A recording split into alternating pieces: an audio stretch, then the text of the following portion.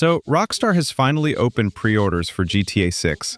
And honestly, after looking through everything they've released over the past few days, I think a lot of people are focusing on the wrong thing. Everyone is talking about the price. Everyone is arguing about the Ultimate Edition. Everyone is debating whether the game is worth $80.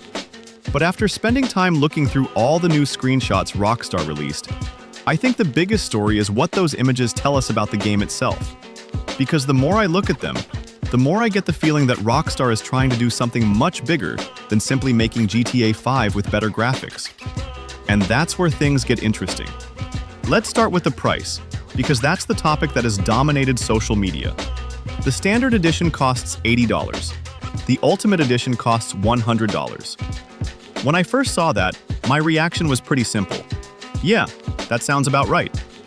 I know some people hate hearing that, but let's be honest. This is GTA 6. This isn't a game that's released every year. This isn't a franchise that gets annual updates. Rockstar has spent more than a decade building this thing.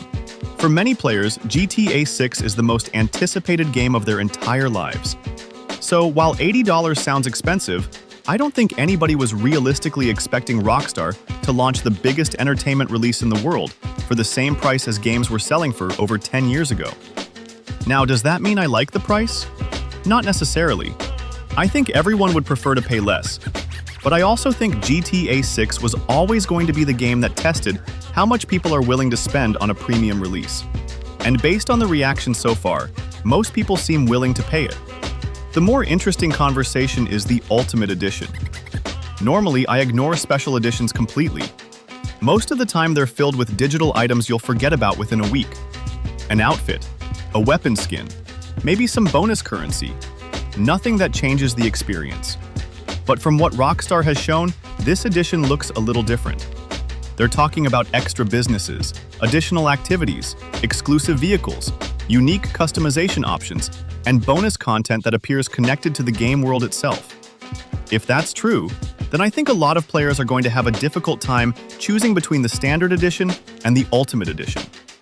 Now let's move on to the screenshots, because honestly, that's where Rockstar has my attention. The first thing that jumped out at me wasn't the graphics. And I know that sounds strange. The graphics are obviously incredible. But graphics were never going to be the question.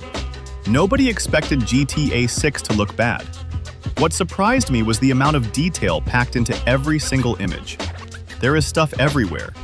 Not important stuff, just everyday stuff. Signs, advertisements, objects sitting on shelves, street decorations, random items inside stores, background characters doing their own thing, cars parked in places that make sense, buildings that feel lived in. The world feels messy, and I mean that in the best possible way. Real places are messy. Real cities are messy.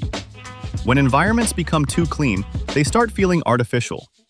These screenshots don't feel artificial. They feel lived in.